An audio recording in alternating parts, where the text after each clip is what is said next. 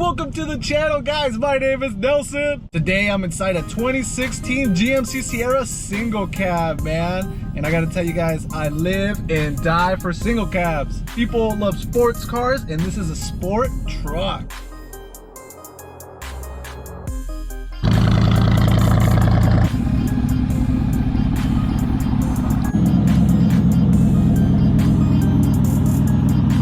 Let's go.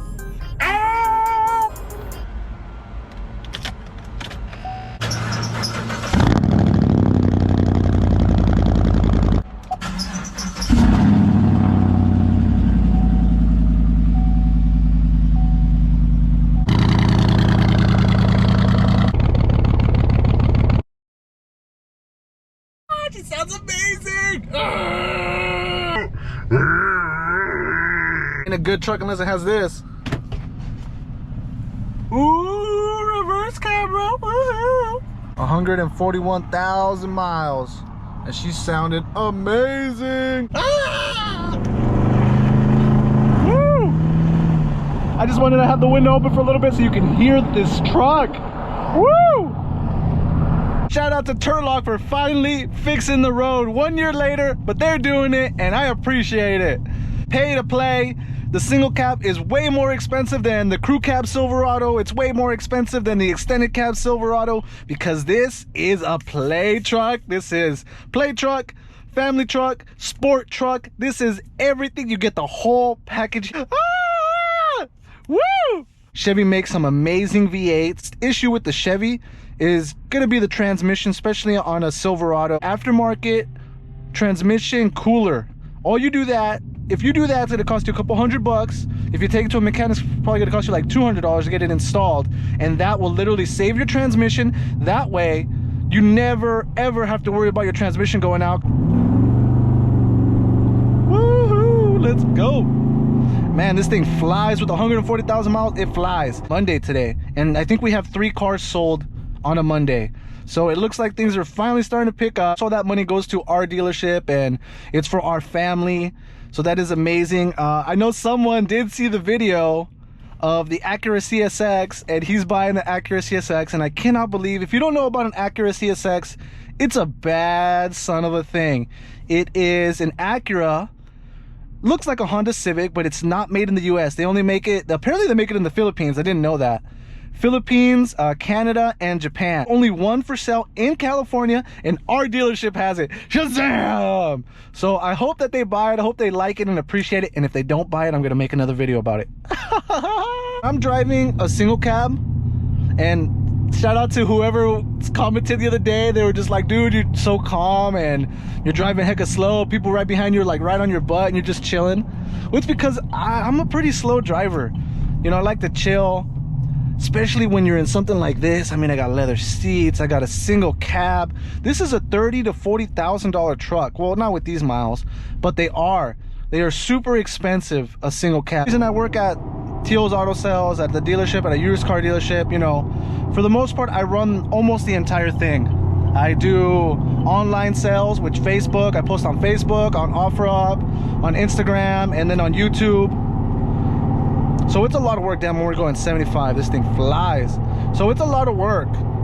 And you know, whenever there's any electrical problem, especially with the computers, I'm always the one that got to fix it. I mean, we got all new computers last year and I'm the one that purchased them all and I installed them all.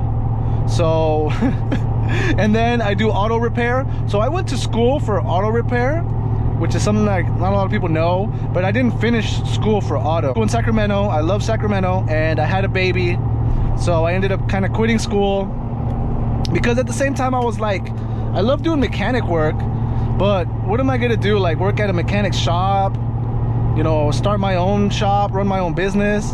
My dad already has a dealership and he needs a ton of help. I'll just go back home and I'll help my dad. I'll help him and we'll grow the business together, and we have. But I don't just do the mechanical side too, I also do the detail, the car details. So I have watched hours and hours of YouTube videos. I don't have any training in all this stuff. You know, when you run a dealership, you guys ever watch like Gordon Ramsay, where they got all these restaurant owners and none of them know what they're doing? It's a little bit like that. When you run a dealership, and you have zero training like I do, you have to find a way to make things work. And the way I do it is, first of all, my experiences, and then second, online. Because, okay, let's say I have an issue with a customer. How do I figure out what to do? Well, I can't put in Google, I'm a car dealership and I have an issue with a customer. What you do is you put yourself in the customer's shoes. You say, I'm a customer and I want to test drive.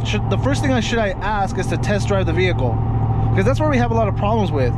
So I Googled it and it says that's 100% okay, that if the dealer's not shady, he should let you test drive the vehicle. So now anyone that asks me to test drive, I just say yes. And that's something I didn't know before. I asked my dad and he says no, blah blah blah blah, and then I Google it online and it tells me yes.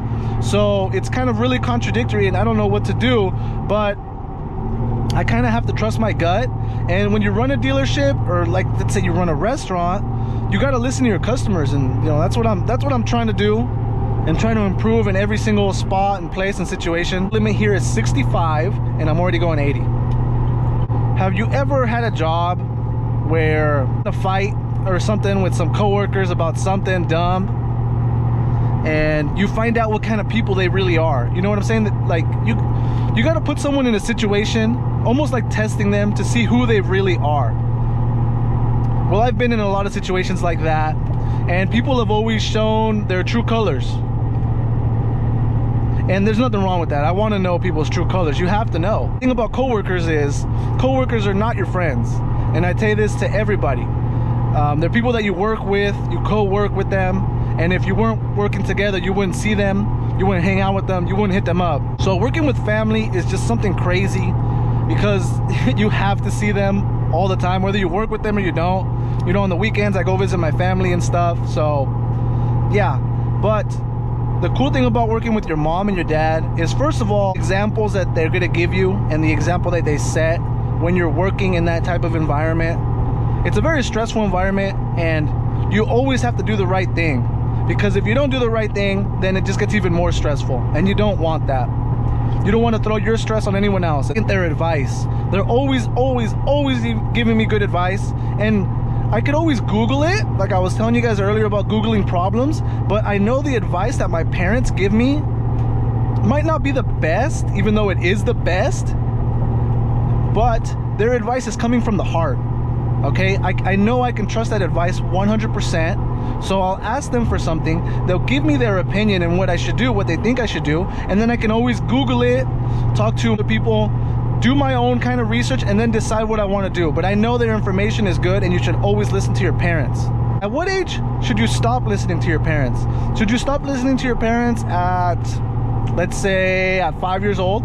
Better question, should a 5-year-old listen to his parents? Yes. Should a 10-year-old listen to his parents? Yes. A 15? What about an 18-year-old kid? Should an 18-year-old person listen to their parents? 100%. Should a 25-year-old listen to their parents? 100%. Should a 30-year-old grown-ass man, should he still listen to his parents? Yes. The question and the answer, everything is exactly the same. You should always listen to your parents. So that's what I do. If you want to live a happy life, you want your kids to be happy, you should listen to them, they should listen to you. I trust my mom and my dad 100%, and that's the biggest reason I work there. And I've even told them that if they weren't there, that I would not be at that dealership either. I would not be working there if they weren't there. I'd be at another job, post office, or some kind of security guard, anything that would pay me basically $100,000 or more. That's where you could find me. Car a day on Facebook every single day, because those are their terms. That's what they allow you to do. So right now with the corona and all this stuff that's going on, I'm not spending any money on our marketing. Our marketing is zero. I'm doing the free ones. I'm doing Facebook, I'm doing Instagram, I'm doing YouTube, and some other stuff that I cannot remember. So I'm doing those things to promote, you know, my business, my small business, to grow my business. So that's what you got to do, and that's how you got to do it. Guys, that's the video. Like, comment, subscribe. I'll see you guys on the next one.